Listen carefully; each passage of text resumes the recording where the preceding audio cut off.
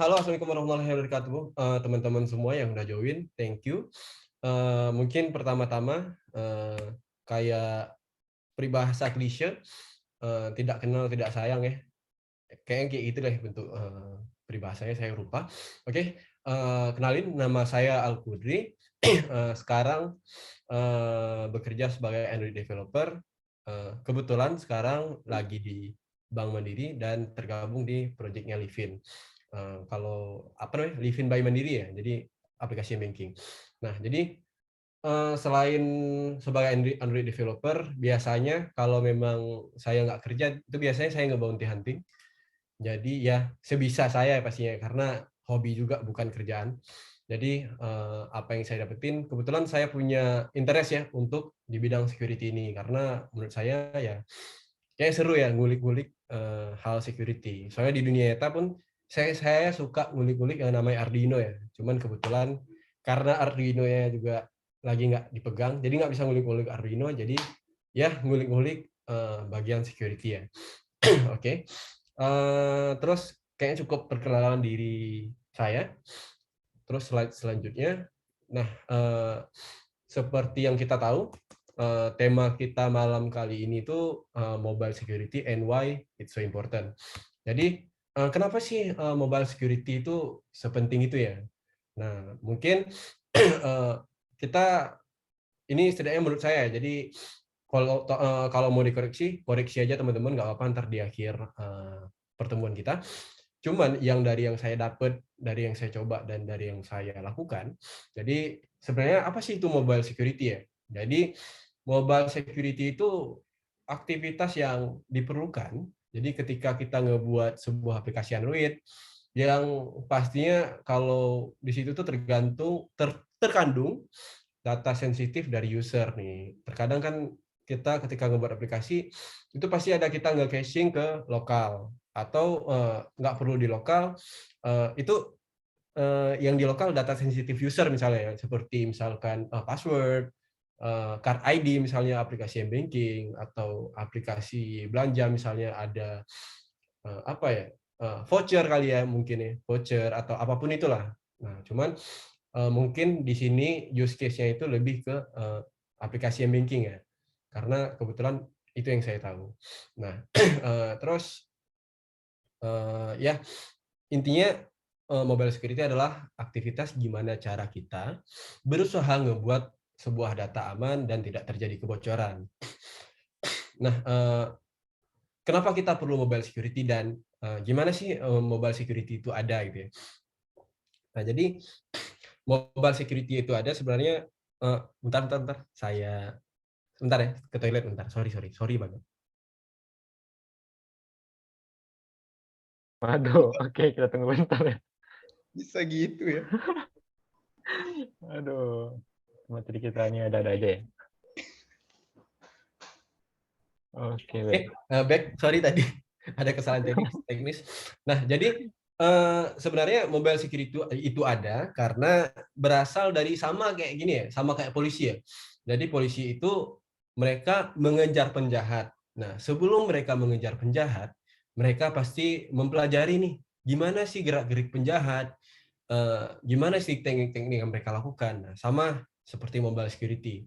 Jadi kita belajar juga gimana sih metodologi si peretas melakukan peretasan terhadap aplikasi kita nih.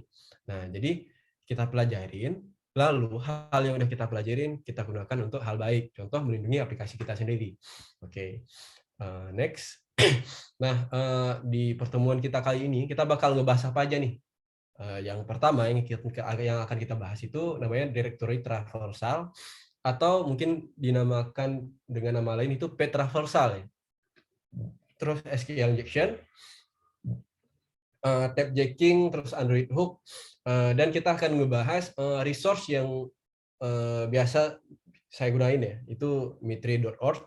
Nanti kita bakal ngebahas, dan mudah-mudahan nanti di mitre.org ini kawan-kawan bakal bisa belajar sendiri sih tahap-tahapannya ketika melakukan sebuah penetration testing di mobile application misalnya. Oke, terus ya penutup seperti biasa lah. Oke. Hal pertama, directory traversal. Nah, di bawahnya tuh ada kan tulisannya how you can fly anywhere in Android file. Nah, oke. Kita ngebahas dulu apa itu directory traversal, ya kan? Nah, directory traversal atau path traversal sendiri merupakan teknik yang digunakan oleh attacker untuk dapat memanipulasi input yang dikirim ke server.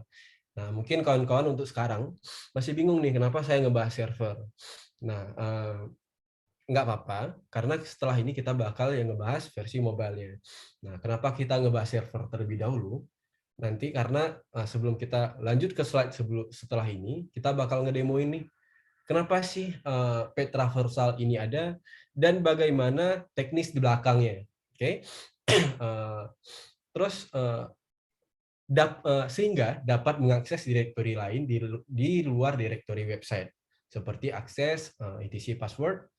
Nah, jadi kalau kawan-kawan ada ngegunain Linux, jadi biasanya apa ya, file password itu jadi di Linux tuh kalau nggak salah, jadi ada username-nya, lalu ada tuh indeks dari password. Nah, indeks dari password ini sendiri disimpan di shadow ya, nama filenya shadow. Nah, tapi kita harus nemuin etc.password ini dulu nih untuk ngedapetin username tadi. Intinya, etc password ini file sensitif lah di Linux ya. Nah, jadi kenapa Linux? Karena kebanyakan yang memakai server itu kan ada Linux juga ya. Jadi ya begitulah kurang lebih. Terus yang mengandung informasi kredensial pada server.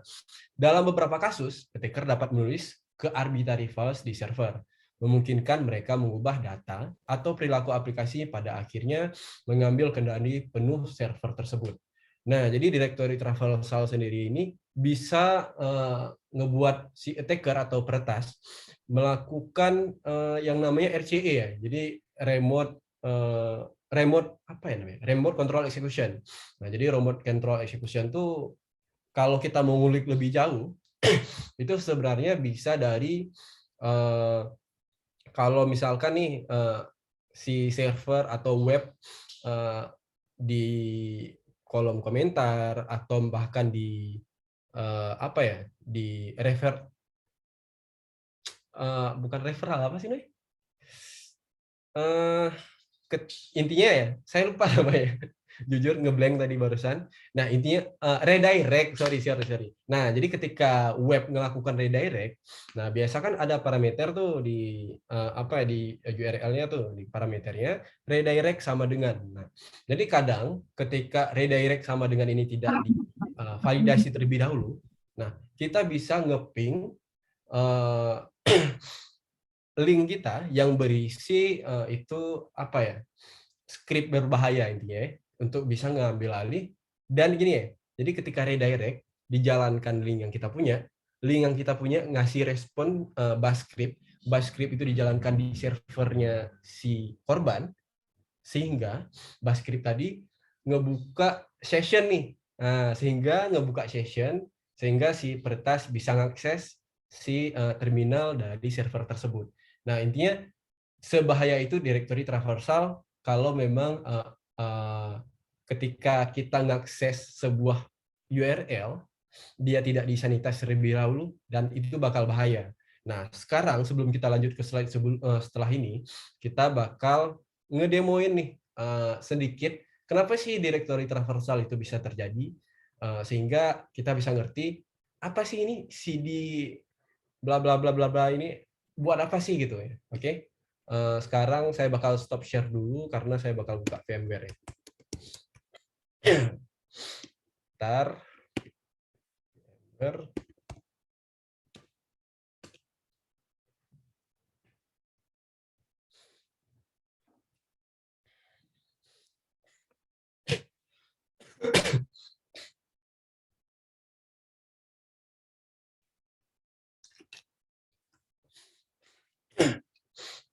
Oh ya, sekali lagi buat kawan-kawan yang mau bertanya, mungkin bisa di link yang dikirim di grup atau kalian bisa ngecek di bagian chatnya ada di Zoom.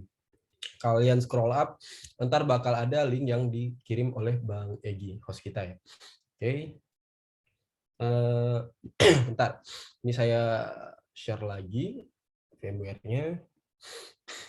Oke, nah sekarang udah nampak screen-nya Bang Ikhwan? Ada. Oke, jadi kita bakal nge-ls terlebih dahulu ya. Nah, jadi kalau kawan-kawan yang ada pakai Linux, kita ini ngelis ya. Jadi let's say direktori sekarang kita misalkan direktori web kita itu atau ya direktori web kita nge-host web di direktori mana gitu. Let's say di CD misalnya di public ya misalnya. Public, ya kan? Nah, jadi seperti yang kita lihat tadi sebelumnya, kan ada tuh CD titik-titik. Nah, jadi itu sebenarnya sekarang kita PBD ya. Nah, jadi ini direktori kita sekarang. Nah, jadi kalau di hosting, kalau di server ini intermezzo sedikit ya, ngebahas di luar yang mobile tadi, agar kita lebih mengerti kenapa sih page traversal atau direktori traversal itu bisa terjadi.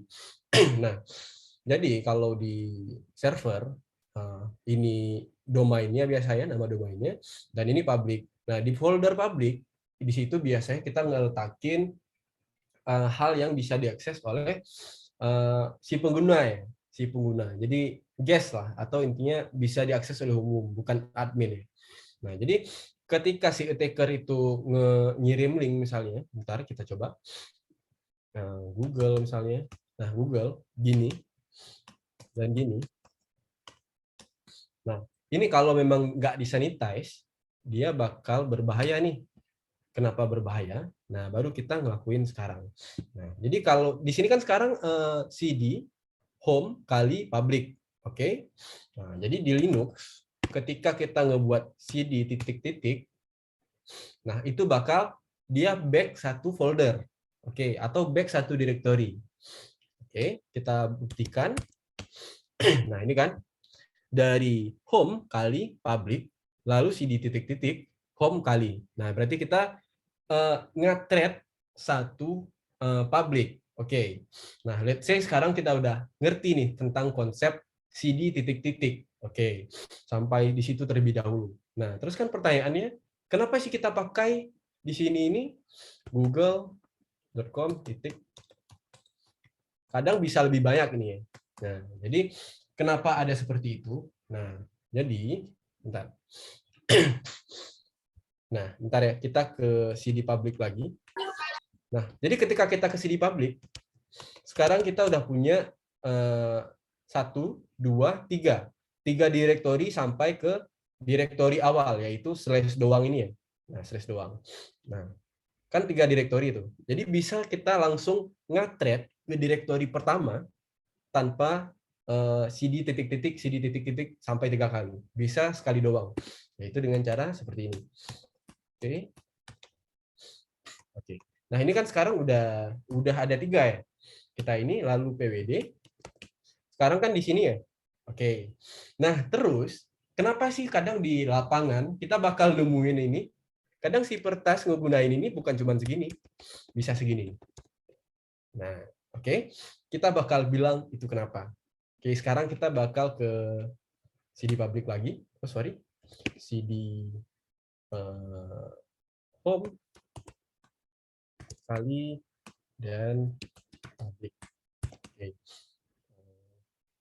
Nah, di sini kita bakal bilang ya. Jadi ketika sorry.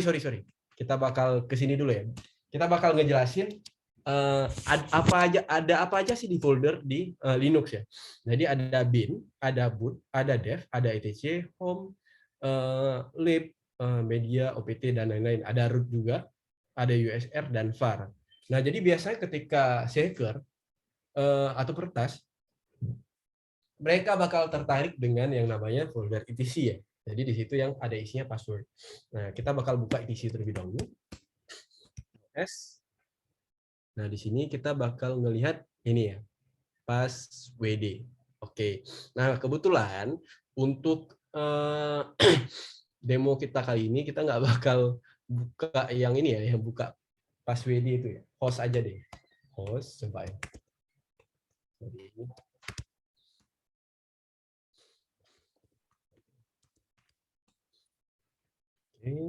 Sorry, bentar. Nah, sekarang kan intinya kita udah tahu ya. Jadi di etc itu ada isinya password. passwd itu tadi ya. Oke, sekarang kita bakal back terlebih dahulu, lalu ke public lagi untuk demo kita.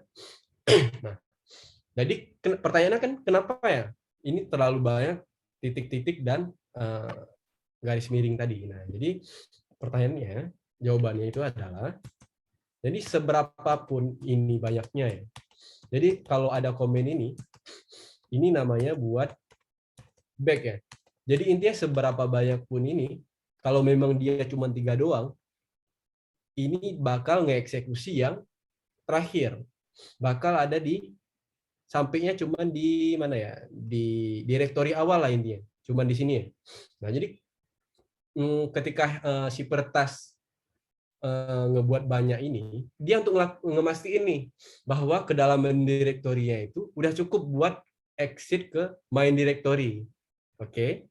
Jadi sehingga kan kita asumsi nih, ini kedalaman foldernya berapa ya? Apakah 3 seperti yang kita punya tadi, atau bisa jadi 15, bisa jadi ya 20. Nah, makanya dibuat banyak ya. Oke. Kita asumsikan kita nggak tahu nih, kita nggak tahu sama sekali berapa sih kedalaman direktori yang si server punya misalnya. Oke. Nah, terus baru kita masukin sini nih, etc. Terus oke, misalnya gitu ya. Nah, jadi ketika kita enter, kita langsung ini bakal yang dari sini ini dihitung sebagai ke main directory, dan setelah ini bakal di-ignore. Nah, baru ini dibaca. Nah, dia bakal ke mari langsung, bakal ke etc langsung. Jadi cuma 3 yang dibaca, selebihnya di-ignore karena memang kedalamannya udah cukup sampai ke main directory. Langsung setelah itu bakal dieksekusi yang etc dan slash password tadi ya. Nah, oke. Oke. Nah, dia kan langsung ke etc ya. Nah, oke. Terus sekarang mungkin mudah-mudahan lebih make sense ya. Kenapa ada yang namanya directory traversal ini?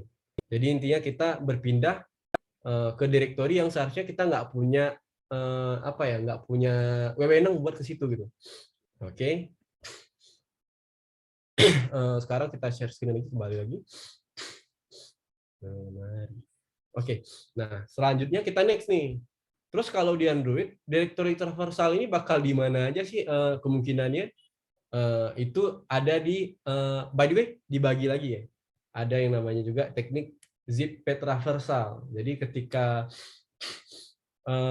zip ini kan dia punya yang proses namanya unzip ya. Nah, jadi ketika unzip, seperti kita lihat di sini, dia bakal nge-looping.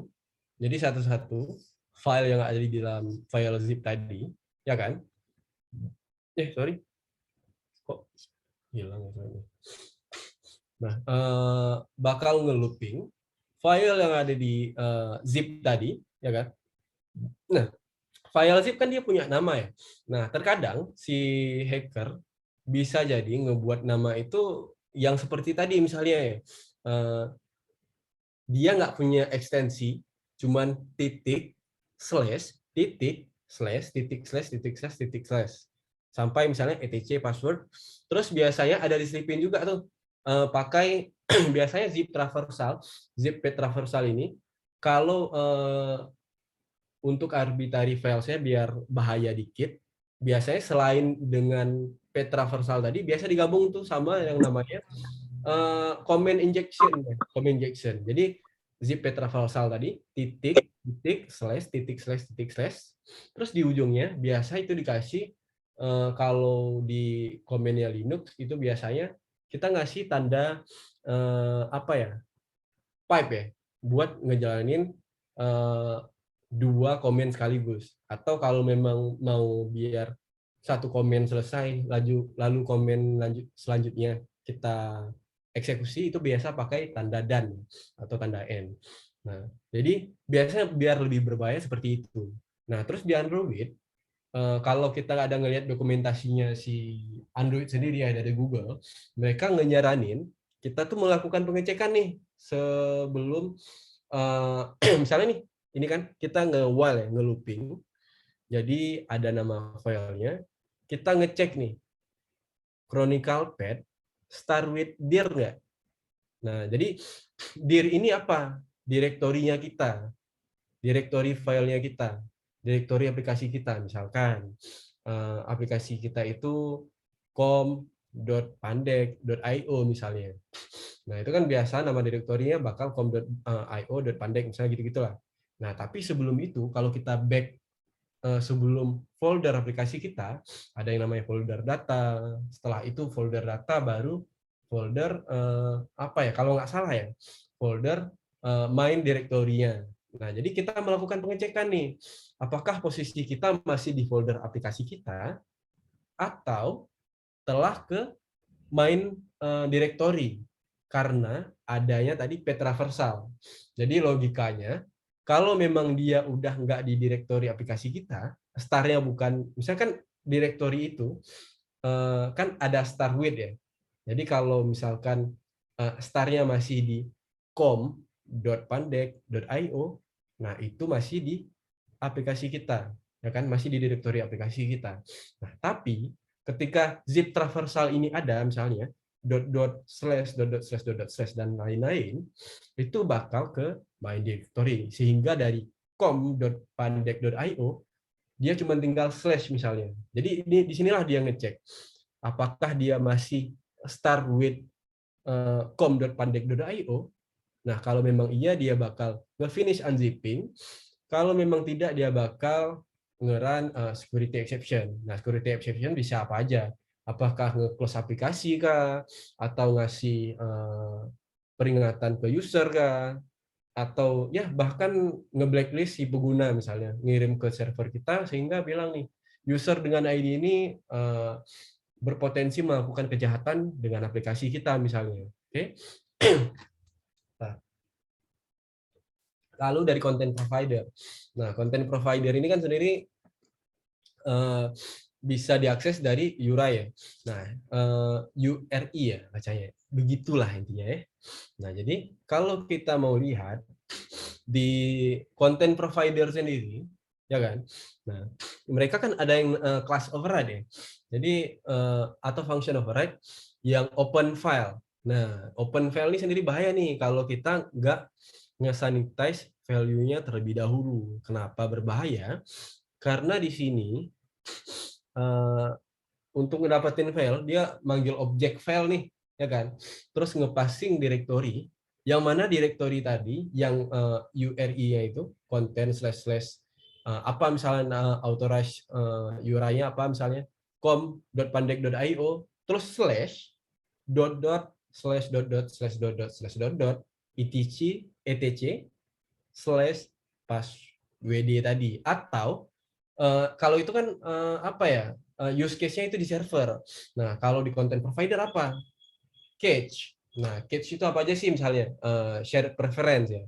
Misalnya kalau kadang kita misalnya yang udah pakai clean arsitektur kan biasanya ada tuh yang namanya use case. Nah, use case itu kan nggak selamanya dia nyimpennya di database misalnya. Kadang ada juga di shared preference ya kan. Nah, shared preference kan sebenarnya itu disimpan sebagai cache dengan file XML di shared, terus nama filenya kalau nggak salah shared underscore pref.xml. Nah, jadi yang tadi itu, jadi //dot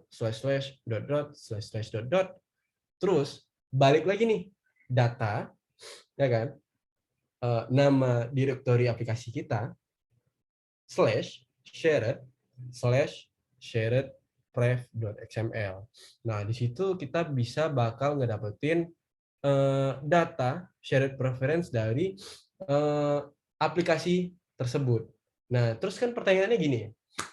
Nah, ketika ada penyimpanan di lokal, otomatis itu kan si penyerang, ya dia menyerang diri sendiri, menyerang kredensialnya diri sendiri kan.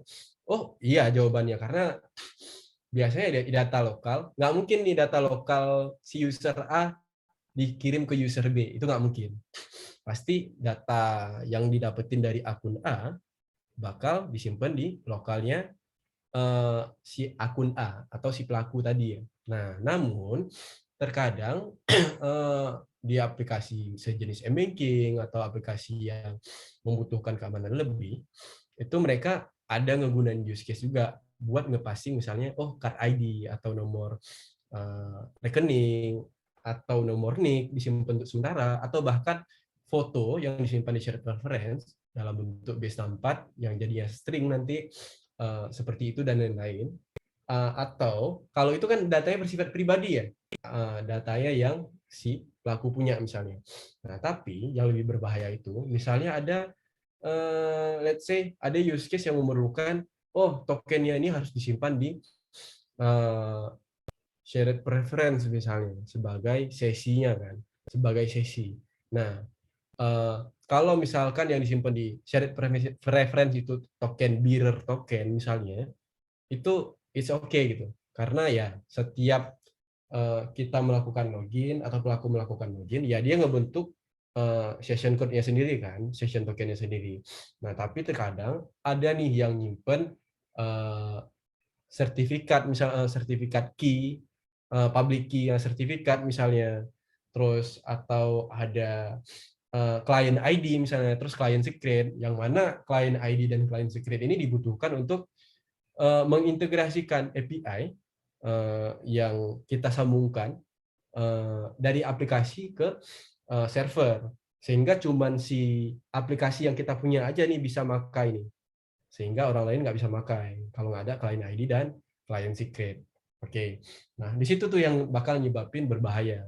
Terus jawabannya kan kalau sekarang kan, kalau sekarang tuh apa sih solusi buat kalau misalkan content provider nih sampai dicuri shared preference-nya. Nah, sekarang kan udah ada tuh secure shared preference ya kalau nggak salah namanya. Nah, itu kan biasa itu dia sebelum dia nyimpen ke XML-nya, dia bakal dienkripsi. Oke, nah kebetulan biasanya aplikasi-aplikasi yang membutuhkan keamanan lebih itu bakal pakai secure shared preference. Nah, oke. Nah, dalam ini ya, tapi intermezzo nih. Biasanya dalam prakteknya itu dipakai dua tuh. Nah, jadi kalau emang yang perlu keamanan lebih itu biasa dipakai secure shared preference. Terus kalau memang yang ya ini data yang biasa, data umum dan data kalau memang diakses nggak bakal ngerugiin aplikasi kita maupun bisnis yang kita punya. Itu biasa dipakai shared preference biasa. Pertanyaannya kenapa? Karena kalau secure shared preference kan punya langkah lebih ya. Selain nyimpen, dia bakal mengenkripsi terlebih dahulu, yang mana bakal makan resource. Oke, nah makanya dipakai itu. Jadi intinya kita ngehemat resource sehemat mungkin, sebisa kita mungkin. Oke, terus lanjut SQL injection. Nah seperti yang di bawahnya tuh, how you can get info that you shouldn't get. Nah jadi dengan SQL injection kita sama ya seperti directory traversal, cuman directory traversal kan lebih terbatas ke file-file yang kita tahu ya, file-file yang umum misalnya. Jadi kalau contoh yang seperti saya bilang tadi, kalau misalnya di Android, shared preference itu adanya di data, terus slash nama directory folder, nama package, terus slash shared, terus slash shared preference. Kan itu common ya, jadi memang di situ letaknya. Atau kalau Linux, etc slash passwd tadi.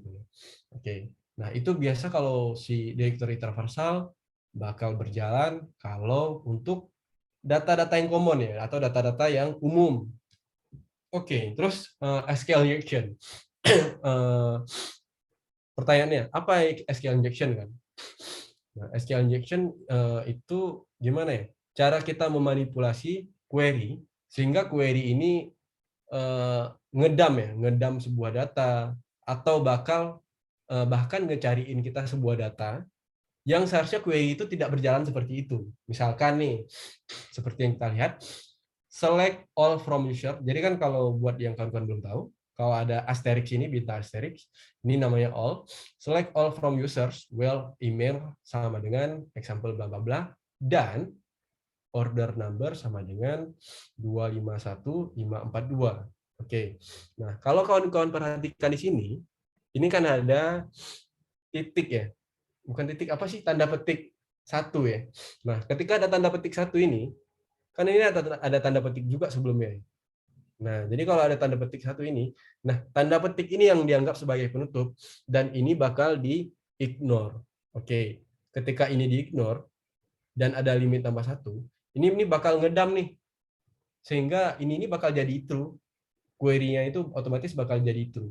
Ketika jadi true, dia bukan cuma order number 251542 aja nih yang dikasih ke kita, tapi semuanya nih, semua yang ada di database dari order number 0 sampai tak terhingga kalau memang filenya banyak. Tapi biasanya kalau di server itu tuh dibatasin tuh database itu dia boleh transaksi, sekali transaksi berapa MB kah atau berapa giga kah gitu ya. Sehingga kalau untuk ngedam melalui API itu bakal sulit. Nah, sekarang kan kasusnya ini di Android ya. Jadi di Android kan ada juga SQL. SQL. Oke.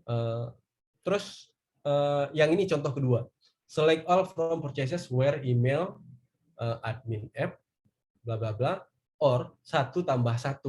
Sama nih seperti yang di atas. Karena ada or, berarti kalau memang nggak ada nih yang kita cari nih, email sama dengan admin. Nah, kalau dia sampai di sini aja, ini nggak diakses dulu ya, nggak ada dulu, sampai di sini doang, ini dia bakal jadi false kalau memang datanya nggak ada. Tapi ketika kita tambah or, 1 tambah 1, ini bakal jadi true.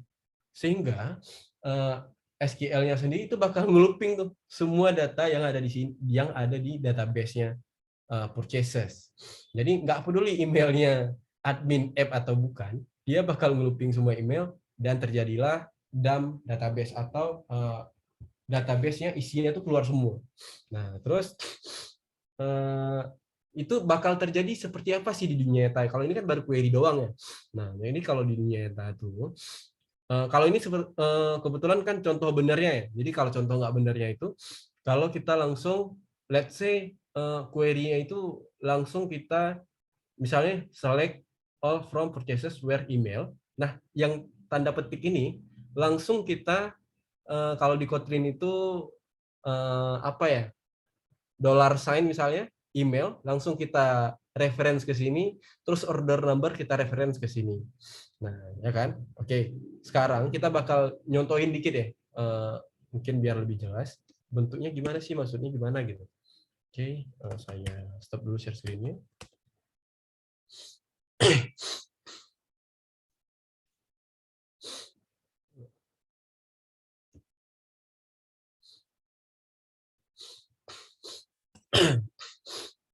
Oke, kita share screen dulu, Notion-nya mana.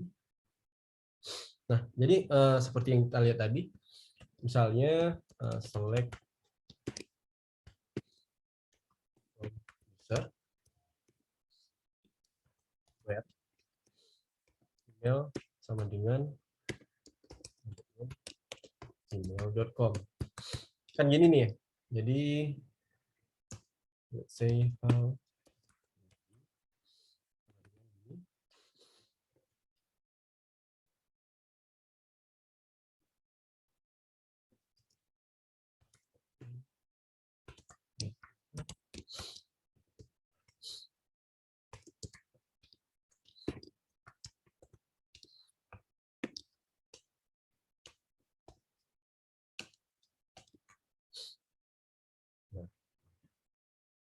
let's say kita bakal ngereferensinya kayak gini nih.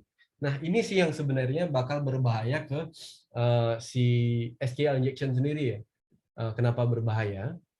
Karena kalau nih si pelaku ngirim, misalnya kan ini pencarian ya, get user. Nah, ini dari kolom pencarian nanti ada di teks. Nah, let's say dia bakal ngisi yang seperti ini.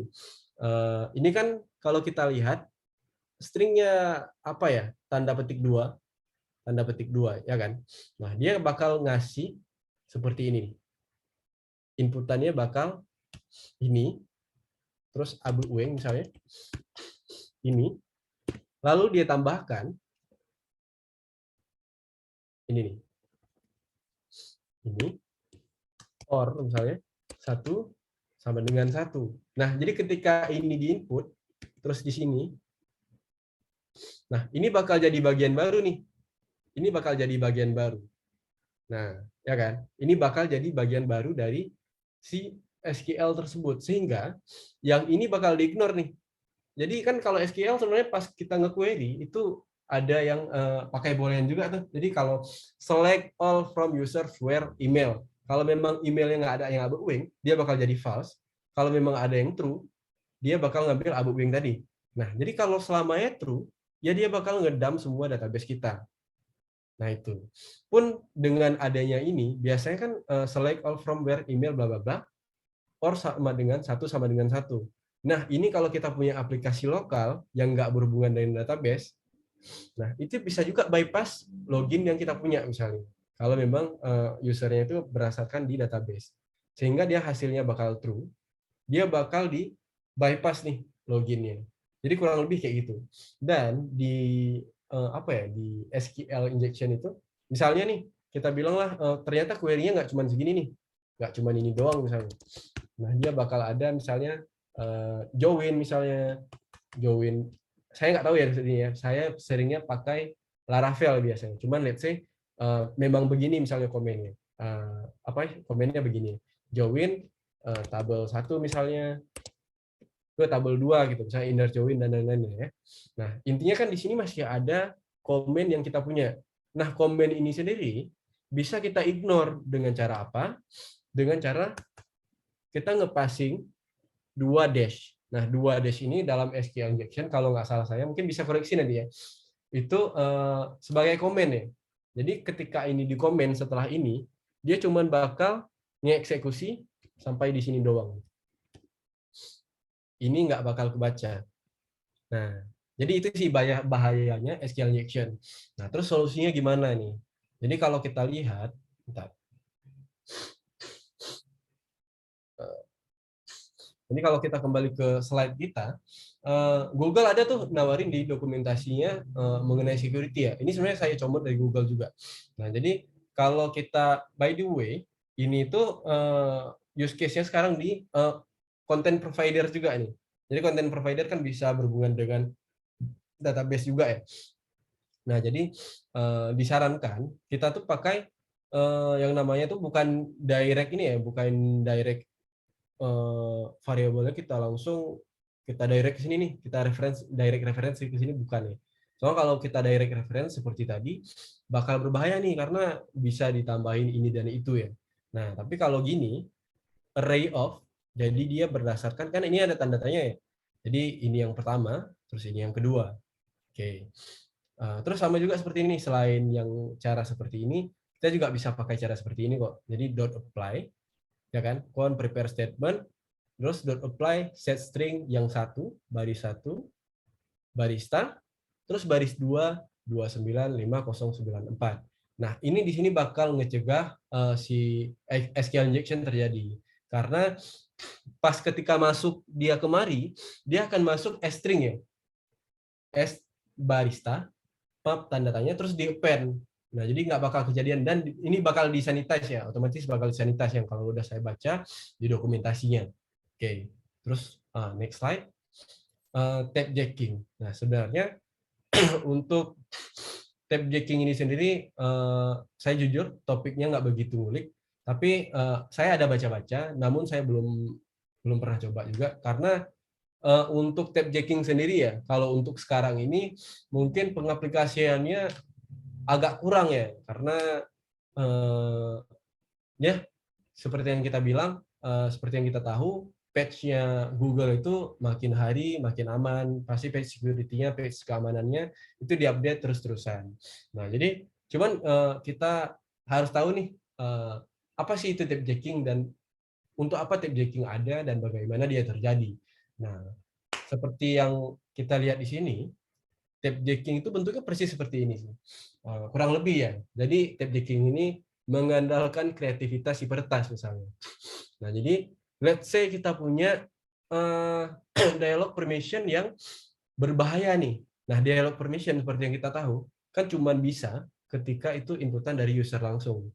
Jadi nggak bisa nggak bisa di simulasikan misalnya. Nggak bisa tuh kita ngekontrol layar by program misalnya, nggak bisa, ya kan? Kecuali kita punya yang namanya visor nih.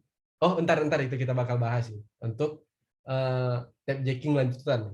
Nah, jadi sekarang kita punya 2 kotak nih. Kotak, satu ini overlay, satu ini dialog permission. Nah, seperti yang kita lihat,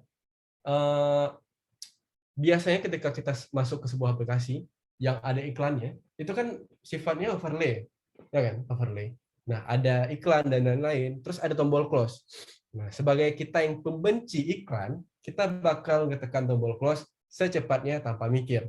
Nah, padahal kalau seperti yang kita tahu, di belakang tombol close ini, selain memang tombol close buat nge-close overlay-nya, ada yang namanya tombol yes, yaitu memberi izin kepada si pelaku untuk menjalankan komen, atau itu sebuah aplikasi yang berbahaya, misalnya aplikasi yang isinya itu ada service yang bakal ngejalanin itu di latar belakang, misalnya ngejalanin perekam suara kah, ngejalanin kamera kah, atau bahkan nguras file manager sehingga dikirim misalnya ke file Firebase Firestore kah, atau bahkan ke server dirinya sendiri. Intinya ini biasanya untuk memberi izin kepada hal-hal yang berbahaya. Soalnya kalau memang si pelaku yakin si user bakal ngasih untuk izin yang tidak berbahaya, ya itu nggak terlalu berbahaya kan berarti, sehingga user punya kontrol sendiri kan. Oh, ini aplikasi buat menghitung. Oh, kalau dia memang menghitung pakai foto, oh dia minta kamera ya biasa ya. Nah, tapi let's say yang permission yang bikin user curiga. Misalnya kita punya aplikasi kalkulator, terus dia minta izin ke file manager, dia minta izin ke kontak, terus dia minta izin ke ya permission lain yang nggak masuk akal lah. Sehingga user bertanya-tanya kan. Nah, inilah penyebab munculnya ada tab jacking, ya kan? Dan inilah juga kenapa kalau kawan-kawan mungkin sadar nih ya, kalau di aplikasi Xiaomi atau aplikasi HP Xiaomi, HP Samsung, HP Vivo dan HP lainnya yang keluar baru-baru ini atau yang bahkan belakangan, ketika kita ngasih permission yang lumayan lumayan bahaya, mereka bakal ngasih timer tuh, ya kan? Timer untuk beberapa waktu, untuk 5 detik ke depan, dia nggak bakal bisa diklik si tombol yes. Nah, itulah untuk langkah preventif nih untuk ngatasin hal itu. Sehingga ketika kita ngeklik ini ya, kita belum bisa ngeklik tombol yes karena masih ke disable. Oke. Kurang lebih tab jacking seperti itu. Terus tab jacking lanjutan gimana sih gitu. Nah, tab jacking lanjutan kalau kawan-kawan sadar, biasanya kalau kawan-kawan buka opsi developer, itu ada namanya simulasikan sentuhan melalui USB. Nah, kalau kawan-kawan pernah pakai Visor atau aplikasi mirroring lainnya, kawan-kawan kan bisa ngatur tuh layar HP melalui kursor yang ada di desktop kita. Nah, itu sebenarnya pensimulasian yang tab jacking tadi ya kan. Nah, jadi ada tuh script yang saya belum nemu sih, cuman saya pernah baca di Reddit. Jadi scriptnya itu ngebuat siapapun aplikasi misalkan di warnet nih kita colok, itu bakal keinfeksi langsung, ya kan? Bakal keinstall Visor. Nah, terus ada yang namanya kan Selenium ya. Jadi dia bisa mensimulasikan klik di desktop kita. Nah, jadi diotomasi sehingga data-data yang ada dicuri nih. Nah, terus contohnya gimana nih kalau tab jacking? Contoh berat tab jacking yang kalau dicuri melalui Selenium yang disimulasikan melalui tab jacking lanjutan ini. Kita bakal nggak ngecontohin sih, cuman saya bakal ngasih nampak yang kira-kira bakal berpotensi nih jadi jadi sasaran ya. Nah, kalau kawan-kawan bukan ngasih lihat contoh sih, soalnya kayaknya bahaya deh. Soalnya itu aplikasi banking saya, BCA yang saya pakai. Nah, jadi kalau kawan-kawan sadar, kalau kita pakai Google Keyboard atau Google bawaannya Android, ketika kita ada nyimpen sesuatu, ya kan? Atau ketika kita udah sering ngetik kata yang sama secara sering, itu misalnya nih password PIN kita, atau bahkan di BCA, itu biasanya kalau kita masukin PIN buat masuk si BCA itu sendiri, dia bakal nge-save nih kalau ada 3 kali 4 kali kita login, dia ada bakal muncul tuh di keyboard misalnya let's say ini keyboard, terus di bagian atas ini ada muncul saran tuh. Walaupun dia itu di masking ya dengan bullet masking itu ya, bullet. Misalnya nih passwordnya kita bilang lah PIN-nya misalnya kucing 123. Nah, jadi kucing, ku itu langsung di apa ya? Langsung dinampain, 23 dinampain, selebihnya di masking tuh. Jadi ku 23 cuma nampaknya, tapi selebihnya di masking. Namun, ketika kita klik itu bakal bisa langsung di-input atau secara otomatis. Pun tap jacking melalui yang otomatisasi tadi, sehingga si peretas bisa login ke akun BCA-nya si korban yang tadi ke warnet tadi. Nah, itu kurang lebih konsep ya. Jadi kalau POC dari saya atau proof of concept belum ada, karena saya juga baru baca-baca tuh, baru ngulik tentang si tap jacking lanjutan. Tapi kurang lebih potensi penyerangan tap jacking itu bakal seperti apa? Ya seperti itu tadi lah misalnya. Nah, terus kita lanjut. Oh, by the way, sebelum kita lanjut lagi, ada pertanyaan nggak Bang Iwan dari kawan-kawan?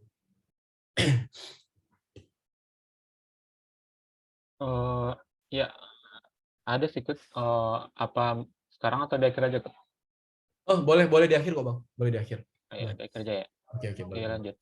Boleh. Oke, ini lanjut ya. Nah, terus yang keempat, Android hook. Nah, jadi seperti yang di bawahnya, seperti yang sebelumnya, get ready to enter the problem gate. Nah, jadi seperti kenapa saya buat problem gate ya? Jadi saya sering tuh ngulik-ngulik aplikasi mobile tuh. Biasanya yang perusahaan besar, startup yang lumayan terkenal, dan bahkan yang terkenal itu ada beberapa permasalahan yang umum ya. Jadi bukan mereka tidak berusaha aman atau bukan saya terlalu jago untuk mencari, tidak gitu. Maksudnya saya ketika lihat aplikasi itu, saya cuma melakukan asesmen nih. Jadi apakah ini sudah diterapkan, apakah ini sudah gitu. Bukan melakukan penyerangan baru dan ngebuat ini dan itu ya. Cuma ngelakuin asesmen. Oke. Terus kita lanjut. Nah, apa saja nih celah keamanan lain nih yang mungkin terjadi? Root. Nah, kawan-kawan kan bingung nih ya kadang-kadang ya. Kenapa sih kita dilarang untuk bentar ya.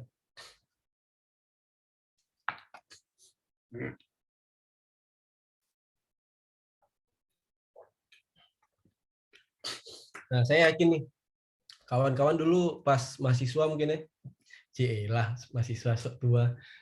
Nah, intinya pas kita kecil lah ya. Pas kita baru-baru dapetin HP Android mungkin pas SMA ya kan. Kita kan ada tuh aplikasi-aplikasi, misalnya aplikasi game biar makin lancar. Oh, kita harus nge-root dan ini itu tuh. Terus muncul pertanyaan nih, kenapa root bisa sulit? Kenapa dari pabrik bawaannya nggak root aja gitu? Nah, jawabannya itu root itu berbahaya sih gitu. Kenapa berbahaya? Kita balik lagi tuh ke directory traversal tadi, ya kan? Yang ingat nggak? Yang ada data, terus shared pref, terus shared pref.xml. Nah, intinya itu yang di folder directory data, kalau kita mau ngakses pakai file manager tapi yang no root, itu kita nggak bisa ngakses karena bakal keluar permission denied. Walaupun kita pakai ADB shell sekalipun, bakal permission denied. Oke. Nah, ketika kita mempunyai akses root, ya kan? Nah, kita tuh misalkan let's say kita memposisikan diri sebagai si pelaku misalnya.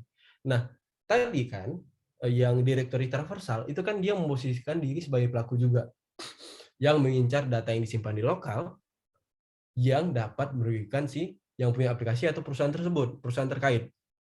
Nah, jadi ketika aplikasinya root, si pelaku dapat dengan mudah mengakses data internal dari sebuah aplikasi atau aplikasi terkait. Misalnya, aplikasi m-banking yang udah kita bahas tadi nih, yang ada yang punya data-data yang disimpan di lokal, mungkin yang seharusnya user nggak tahu. data-data yang digunakan sebagai token, ini data-data yang perlu dirahasiakan lah. Nah, sehingga itu kenapa alasannya aplikasi m-banking dan aplikasi lainnya biasanya ketika kita udah root, kita nggak bisa ngakses aplikasi tersebut. Biasanya bakal langsung force close karena memang itu eh, apa ya, reaksi keamanannya sendiri, atau dia nggak bakal bisa kita akses apapun itu. Oke. Nah, terus makanya buat kawan-kawan, kan seperti yang kita bilang tadi ya, kita berpikir sebagai si peretas sehingga kita bisa menutup celah tersebut. Nah, ada nih cara simple yang sebenarnya apa ya, nggak bisa diterapkan di semua device. Tapi setidaknya kawan-kawan bisa tahu nih konsep gimana sih cara ngeblok kalau memang sebuah device udah ke root dan dia nggak boleh ngakses aplikasi kita. Nah, kita buat function.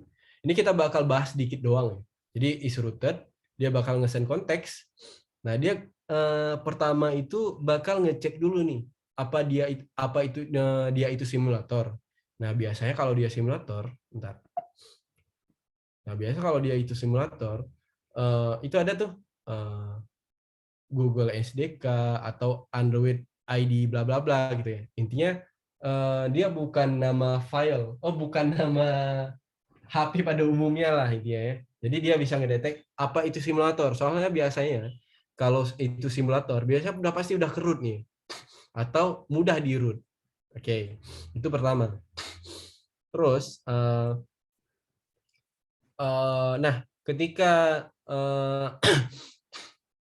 kita udah melakukan sebuah root, kita kan ketika kita akan melakukan root ya, biasanya kita punya aplikasi itu yang kita andalkan, misalnya magis.apk atau superuser.apk. Nah, itu kita ngecek dulu nih, apa kita punya superuser.apk di directory system/app. Nah, kalau memang ada, berarti itu kerut ya, karena ya siapa lagi kan kalau yang memang bukan orang ngerut aplikasi punya aplikasi superuser. Terus kita ngecek juga nih, apa udah ada folder SU. Nah, jadi kalau udah ada folder SU itu di Android, itu aplikasi udah kerut. Nah, jadi SU itu kepanjangannya super user. Jadi kalau kawan-kawan mau ngejalanin root, root admin, admin, kalau di Linux itu kan sudo ya, sudo, terus nanti isi passwordnya. Nah, kalau kalau di Android, kalian cukup SU doang tuh, saya ngejalanin komen apa nih yang butuh privilege lebih. Nah, jadi kurang lebih untuk ngedetek si root sendiri seperti ini nih konsepnya. Kita ngedetek si aplikasi, si folder SU ini udah ada belum, atau aplikasi-aplikasi yang umumnya buat ngerut udah ada belum, misalnya Rootking, Magis, Superuser, dan lain-lain ya. Oke. Terus interceptor nih. Jadi buat kawan-kawan yang belum tahu nih interceptor itu apa. Jadi seperti namanya, interceptor itu bisa ngintercept lalu lintas jaringan di sebuah device. Nah, intercept itu apa sih sebenarnya gitu? Indonesia seperti apa sih? Intercept itu bisa kita analogikan seperti misalnya kalian punya pintu nih, ya kan? Punya pintu. Nah, kalian punya saudara yang mau lari keluar. Nah, untuk mencegah dia lari keluar, ya kan? Kalian bakal nutup pintunya. Udah. Terus kalian bakal nanya nih ke saudara kalian, mau kemana? Terus dia bilang, oh mau ke sini nih, mau ke Pasaraya misalnya. Terus sama siapa? Oh sama teman. Pulang jam berapa? Jam 3 misalnya. Ya seperti itulah. Kalian bakal ngeinterogasi si adik kalian. Nah, bagaimana kalau kalian nggak intercept? Terus kalian mau memastikan adik kalian mau kemana gitu. Nah, nggak bisa kan? Dia udah duluan lari ke luar melewati pintu. Nah, jadi interceptor tuh konsepnya seperti itu, nge-intercept jaringan, sehingga dia bakal nge-antri. Jadi dia nggak bisa melakukan request apapun, tapi kondisinya dia masih melakukan request ya. Cuman di intercept nih, intercept pas dia mau ke server dia belum bisa ke server dulu. karena diintercept sama aplikasi interceptor. Terus menggunakan apa? Namanya menggunakan proxy ya. Jadi misalkan kita tuh harus satu jaringan ya. Kita misalnya punya HP, terus di jaringan WiFi yang sama, ya kan?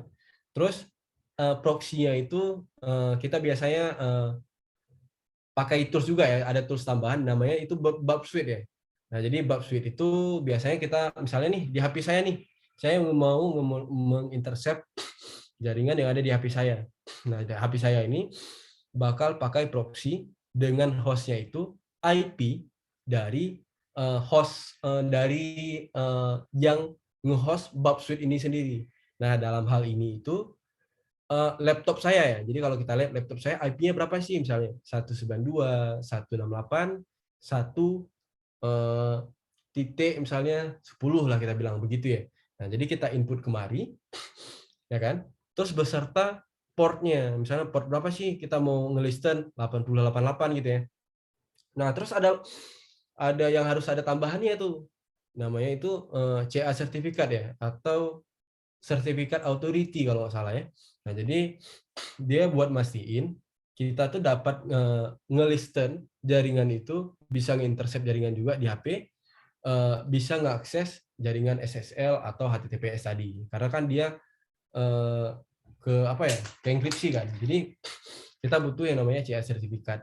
Nah, CA sertifikat ini biasa didapetin Bub Suite. Didapetin di Bub Suite, terus kita install kalau di Android itu namanya install jaringan WiFi. Oke.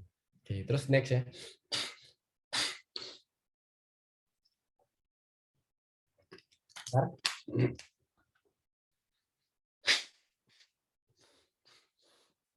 Oke, terus bentuk Bub Suite itu gimana sih dan apa aja ada di situ ya? Nah, jadi kurang lebih Bub Suite itu bentuknya gini sih. Jadi dia bakal ada nih apa sih yang udah pernah kita hit, misalnya di sini contoh saya saya pernah nyari misalnya Google nih. Jadi saya nyari nah dapat di sini kan, kita lihat nih. Jadi dia kan kalau intercept sebenarnya di sini ya. Nah, jadi ini hasil dari intercept sebenarnya, history dari yang pernah kita intercept. Nah, jadi bisa kita lihat kalau dia nge-intercept PAM nih, misalkan kita as user, as peretas nih, kita mau menganalisa nih si aplikasi ini punya endpoint apa aja sih gitu yang bisa kita retas, atau punya kelemahan apa sih yang bisa kita apa ya, exploit dari jaringan dia gitu ya. Nah, misalnya let's say dia nge-request URL ini ya. Nah, ntar pas dia nge-request, kalau kita nge-intercept, dia nggak bakal langsung nge-request ke server. Tapi emang bakal stop terlebih dahulu di kita nih, sebelum kita tekan tombol lanjutin atau next. Oke. Nah, di sini kita bisa nge-edit header request, terus payload request kalau memang dia post, atau parameternya yang bisa kita ubah di sini kan. Nah, sehingga ketika misalnya nih dari front end sudah melakukan validasi nih, let's say kita nggak boleh ada karakter tertentu misalnya untuk mencegah SQL injection, itu di bagian front end-nya atau di bagian aplikasinya, itu misalnya di edit text-nya ya kan. Nah, si front end developer telah melakukan sanitasi ke inputan yang dia dapat, yang selanjutnya bakal dia gunakan untuk nge-request sebuah request menggunakan URL misalnya. Oke. Nah, tapi di lain sisi si backend ternyata belum melakukan sanitasi pada inputan yang dia dapat. Nah, di sini nih biasa si peretas ngecoba masuk nih. Dia nggak bisa ngeretas si mobile, tapi dia ngeretas API-nya. Nah, API-nya dia dapat dari mana? Dari Bub Suite ini. Nah, jadi dia ngetes, kalau memang inputannya seperti ini, jadinya bakal apa? Apakah dia rentan terhadap SQL injection dan lain-lain, gitu kan? Nah, jadi dia bakal ngerombak ini terlebih dahulu. Terus tekan tombol next, dia baru bakal dapat respons dari user. Nah, dari respon user inilah dia ngelihat, apakah inputan tadi berpotensi melakukan SQL injection atau enggak? Biasanya parameternya di mana? Misalnya nih balikannya ternyata ada error karena komen SQL injection, karena komen SQL ini error di line ini dan ini. Nah, itu biasanya apa ya? Parameter yang menyenangkan nih, yang menyenangkan hati si peretas karena ini dia rentan terhadap SQL injection atau dia tidak disanitize terlebih dahulu inputannya. Nah, itu biasanya kan comment injection SQL injection, komennya itu banyak. Jadi kalau kalian mau cari aja SQL injection directory comment, itu bakal banyak. Jadi di brute force saja satu-satu sehingga akan ada nih satu komen yang mungkin bisa ngedam atau dia cuma sekedar munculin error message doang. Jadi intinya ya ngeretas soal sabar dan kreatif terus nggak berhenti mencoba ya. Nah, jadi kurang lebih kayak gitu. Nah, terus pertanyaannya gimana kita ngatasin hal ini kan pastinya kan. Jadi kita nggak mau ini terjadi di aplikasi kita. Oke, bentar dulu ya. Oke.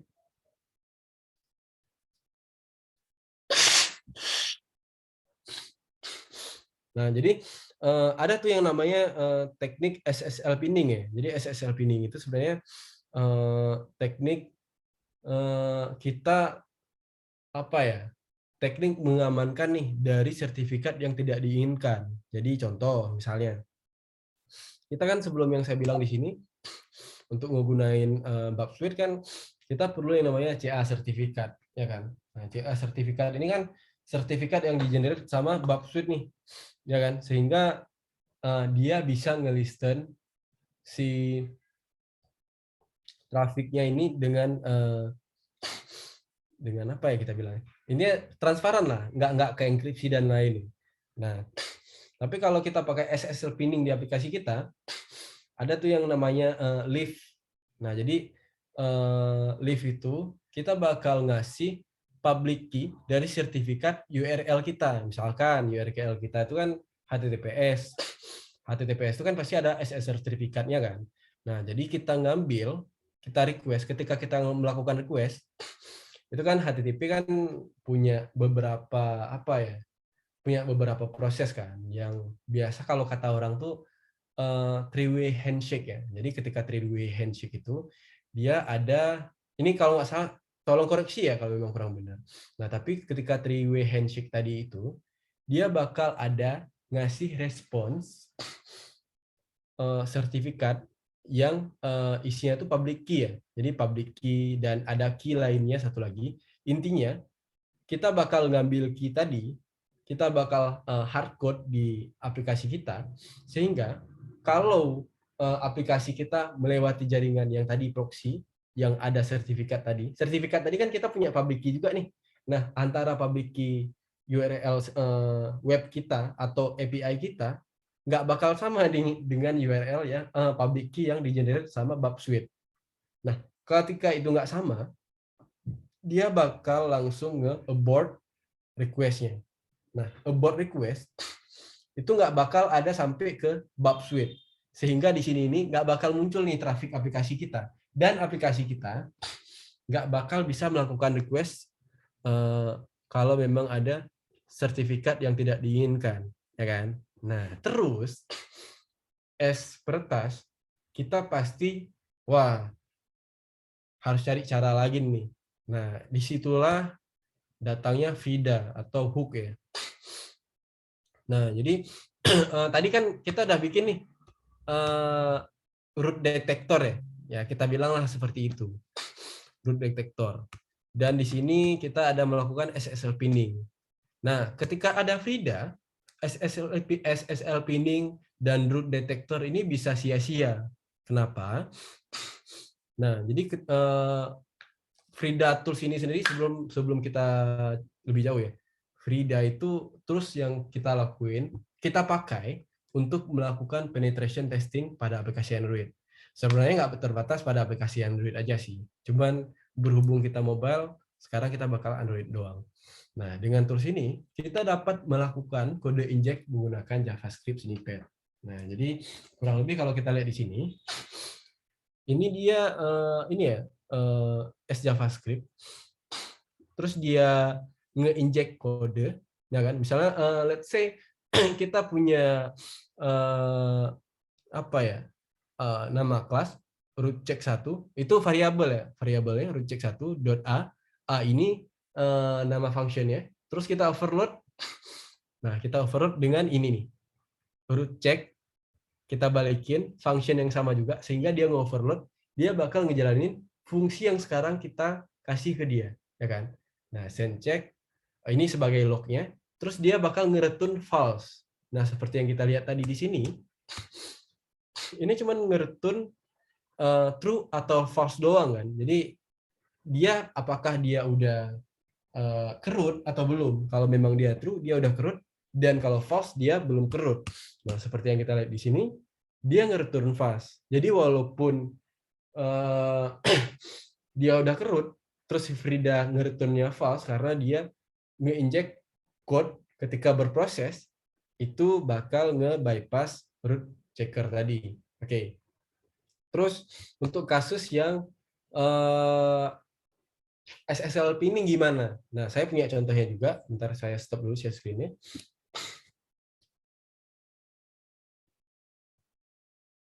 Bentar ya.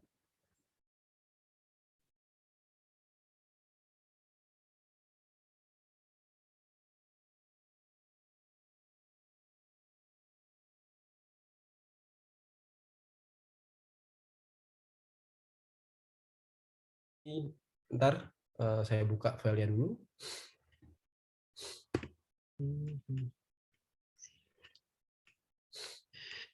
Oke, nah ini saya share lagi. Nah, kalau kawan-kawan nampak, nah ini snippet buat apa ya, nge-bypass SSL pinning tadi. Mungkin kita bakal ngebahas dikit doang. Nah, jadi kalau di bagian di sini ini sebenarnya, nah jadi kan kita punya juga tuh kalau di Android yang bagian ini ya, X509 sertifikat itu buat, nah terus kan ada key store-nya juga tuh. Nah, jadi dia bakal, intinya dia nge-bypass satu-satu, terus nge-load CA sertifikat tadi nih. Nih, jadi sebelumnya dia pakai apa ya? Dia pakai sertifikat public key dari server kita. Nah, dia bakal nge-inject nih sertifikat public key dari bab suite CA sertifikat yang kita punya tadi, yang kita udah nge-inject dia ke file sistemnya Android. Nah, terus dia nge-load-nya di sini nih. Oke. Terus setelah dia load ke sini, dia bakal mastiin nih key store-nya udah kepasang dengan sertifikat tadi. Bentar, saya cas. Bentar ya, keburu mati. Bentar. Sorry.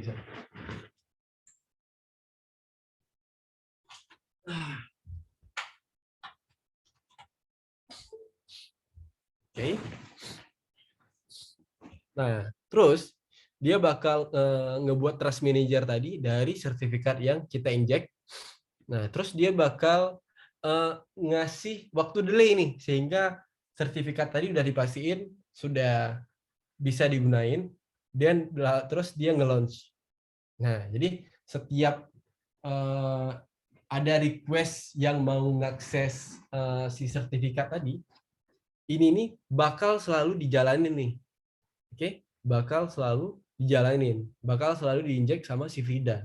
Nah, buat kawan-kawan yang masih penasaran sama Frida, kita nggak bakal bahas secara eksplisit sih di sini. Mungkin kawan-kawan bisa mungkin nyari Frida Android atau apapun itu di YouTube. Mungkin kalian udah tahu keywordnya, tapi intinya untuk nge-inject atau ngubah sebuah proses di Android, kita bisa menggunakan yang namanya Frida Tools. Oke. Nah, terus pertanyaannya nih, pertanyaan lainnya.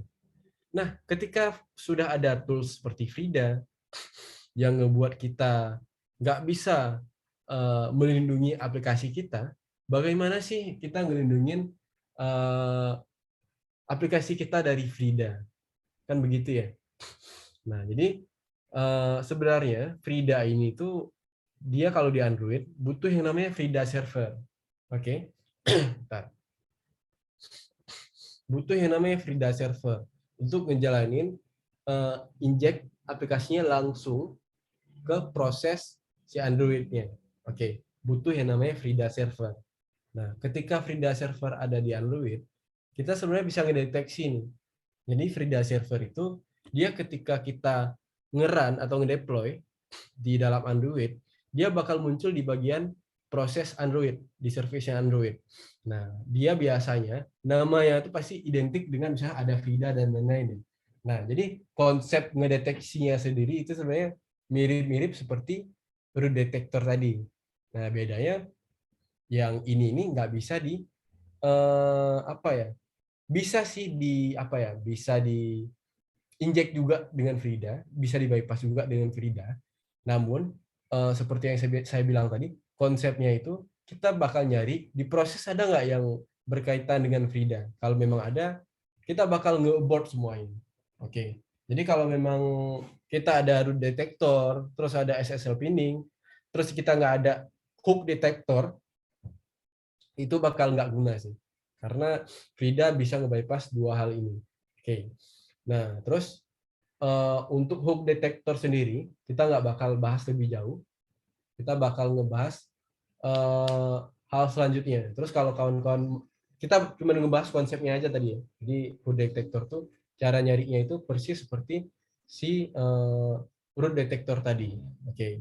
Nah, terus buat kawan-kawan yang bingung, yang masih penasaran dengan si hook detector ini gimana, nanti mungkin kawan-kawan bisa searching, itu nggak bakal sulit, hook detector, atau kalau kawan-kawan yang udah pakai DexGuard, itu biasanya ada bawaannya ya, jadi hook detector, untuk mencegah si pelaku melakukan hooking atau kode injection di aplikasi kita. Nah, oke. Terus, by the way, sebenarnya ini nggak ada di dalam materi kita sih, cuman ada sedikit tambahan, saya baru ingat. Bentar. Apa lagi?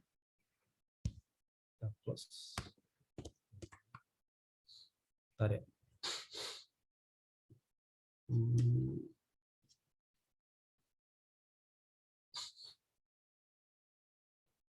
Nah, jadi kebetulan, bentar. Nah, kebetulan saya ada nulis tentang apa ya?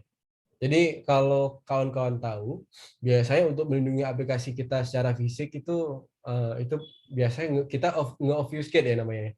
Jadi obfuscate kan artinya bingung ya, membingungkan gitu-gitulah. Nah, jadi ngeacak kelas, nama kelas, penamaan kelas, terus bagaimana algoritma misalnya dari A ke B ke C. Nah, itu bakal diacak ini. Tapi fungsinya bakal tetap berjalan sama. Nah, itu obfuscate. Nah, biasanya lawan obfuscate ada yang namanya deobfuscate. Nah, kita bisa aja melakukan deobfuscate. Cuman menggunakan teknik tertentu. Nah, di sini kita nggak bakal bahas eksplisit, oh gimana sih obfuscate ini dan ini dan ini. Cuman bagi kawan-kawan yang tertarik, deobfuscate ini biasanya bakal apa ya, ngebuka misalnya, atau kita bisa ngelihat aja tuh tokennya atau bahkan endpoint-nya sekalipun tanpa perlu SSL pinning tadi. Nah, jadi sebenarnya kalaupun udah ada hook detector, kalau memang aplikasinya tidak di-obfuscate dengan baik, kita bisa aja tuh ngakses endpoint dari aplikasi tersebut atau string-string yang bersifat rahasia di aplikasi tersebut. Terus kan seperti yang kita lihat tadi, pola pembicaraan kita, masalah, terus solusi kan. Nah, jadi kalau kawan-kawan penasaran dan bagaimana cara melindunginya, ini sebenarnya bukan bagaimana cara melindunginya. Mungkin gimana sih konsep yang bisa ngelindungin string rahasia kita tadi ya. Nah, jadi saya ada bikin artikel mengenai hal tersebut. Mungkin kawan-kawan bisa baca, nanti saya bakal kasih linknya. Ini mengenai obfuscate dan deobfuscate. Nah, itu sih. Oke, terus kita lanjutin slide-nya. Bentar.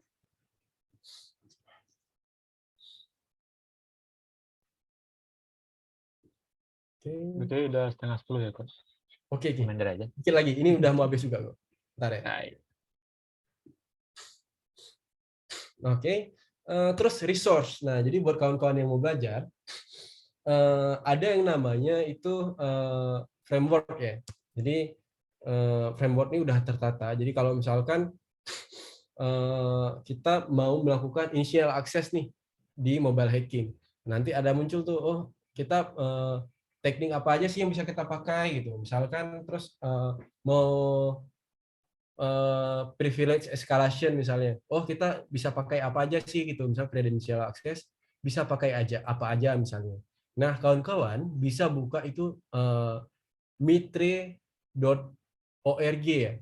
Nah, atau Mitre ATT NCK atau Mitre Adversary Teknik Taktik and Common Knowledge. Nah, di situ kawan-kawan bisa ngeklik bagian teknik, terus klik mobile. Nah, kawan-kawan bisa mempelajari nih. Nah, emang dia nggak ngebahas eksplisit sih, tapi kalau kawan-kawan udah ngerti basic dari security, kawan-kawan bakal bisa ngecerna apa sih yang dia bilang di sini. Dan ini bakal berguna banget buat kita yang tertarik dengan security tadi. Jadi mungkin kawan-kawan bisa baca di sini. Bentar, saya kasih linknya biar mudah juga. Wait a minute.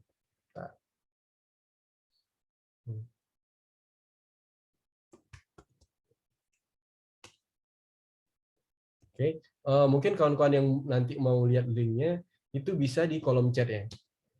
Oke, oke, itu aja sih dari saya. Thank you. Buat kawan-kawan ada pertanyaan boleh langsung bertanya ya. Thank you. Oke, makasih Coach. Mungkin aku coba share screen ya. Di Slido udah ada pertanyaan sih, cuman ada satu pertanyaan, udah kelihatan belum share screen-nya? Udah. Oke, nah pertanyaannya itu apa saja security checklist dalam aplikasi mobile yang harus diperhatikan selain kita mengacu ke dalam OWASP OPSEC. Nah, silakan. Oke, nah jadi ya betul. Jadi biasanya Pak di security enthusiast itu ada tuh namanya OWASP Top 10 ya. Nah, jadi kayak OWASP Top 10 itu sebenarnya banyak tuh jadi listnya. Cuman saya sendiri nggak hafal juga ya apa ya. Cuman biasanya ketika saya melakukan assessment di mobile application, itu saya biasanya yang pertama saya ngecek nih, ketika saya nge-obfuscate, ada nggak string yang tinggal dan tidak ter-obfuscate atau tidak teracak. Nah, kalau ada, saya bakal lihat nih, ini string penting atau tidak. Ini bisa saya gunakan untuk eksploitasi, misalnya saya ngeacak si API-nya sendiri, atau saya bertindak seakan-akan saya memang yang berotoritas memakai client ID dan secret key tadi, atau bahkan terkadang aplikasi ketika misalkan mereka melakukan pengiriman email atau pengiriman WA gateway, mereka melakukannya bukan dari server, tapi melakukannya dari aplikasi Android tadi, sehingga WA gateway tadi bisa kita gunakan untuk hal yang tidak diinginkan. Oke, seperti itu sih jawabannya. Oh, terus itu kan baru satu ya. Nah, terus setelah mobile obfuscate, saya bakal ngelakuin yang tadi ya, SQL injection, terus step jacking, terus ngecek content providernya itu udah di sanitation atau belum,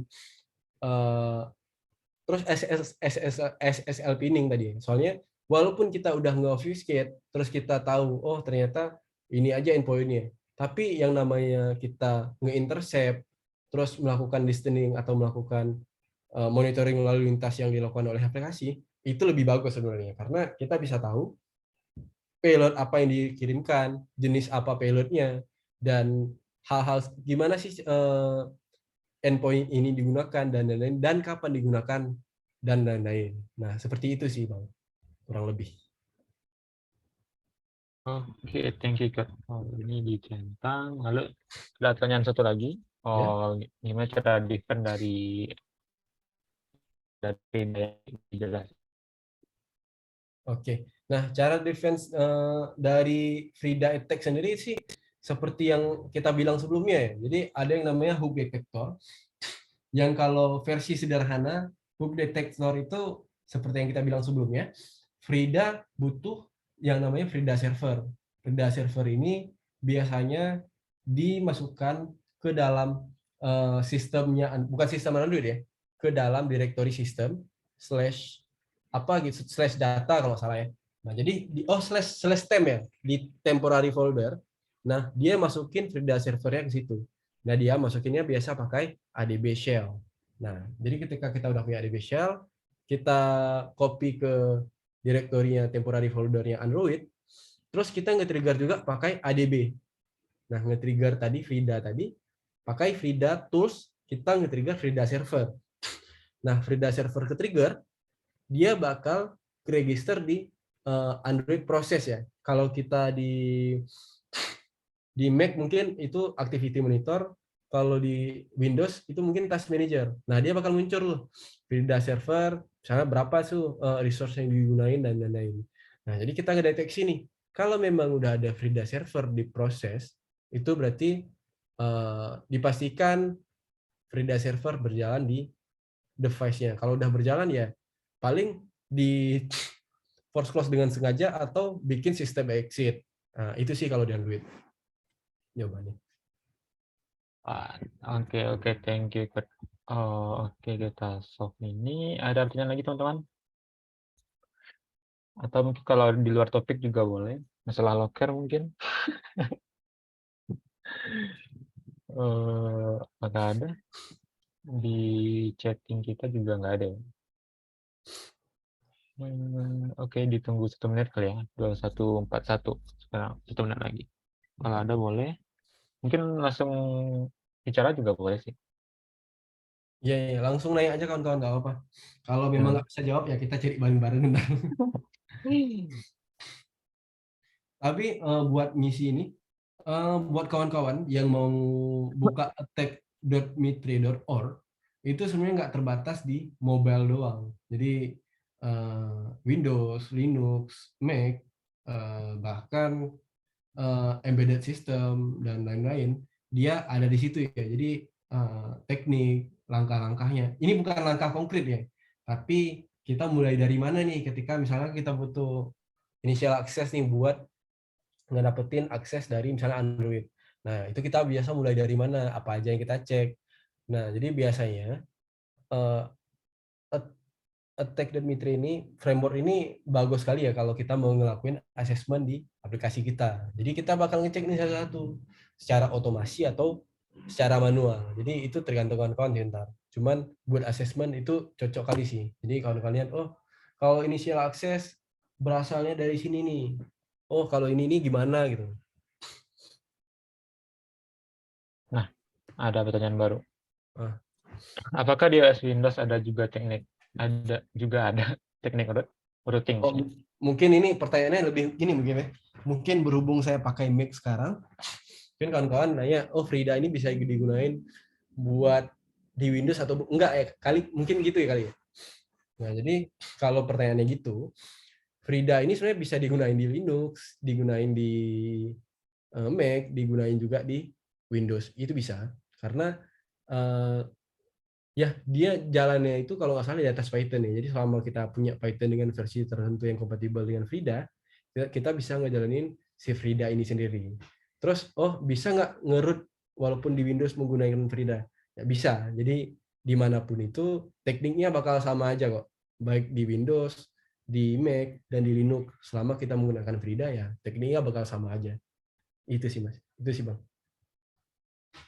Oke. Iya. Banyak hal baru ya. Iya. Ada lagi kah teman-teman? Lewat Slido boleh, lewat chat boleh, ngomong langsung juga boleh sih.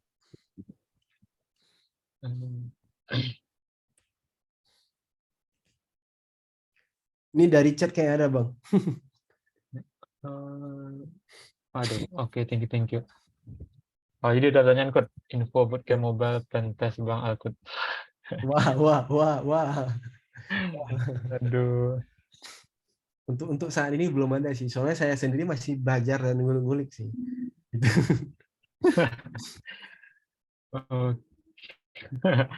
Nah, kalau ada pasti dikabarin sih. Iya. Nantikan aja di grup WhatsApp ya. Kita ada 2 sih, grup WhatsApp sama grup Telegram, cuman lebih aktif di grup WhatsApp ya. Iya. Ada lagi teman, maka kita cukupkan. Ini pakai foto bareng nggak? Boleh aja sih. Oke, kayaknya udah nggak ada ya. Aku coba stop share. Stop share. Mungkin teman bisa tolong aktifin kamera sedikit agar ya untuk dokumentasi aja sih. Boleh sih semuanya.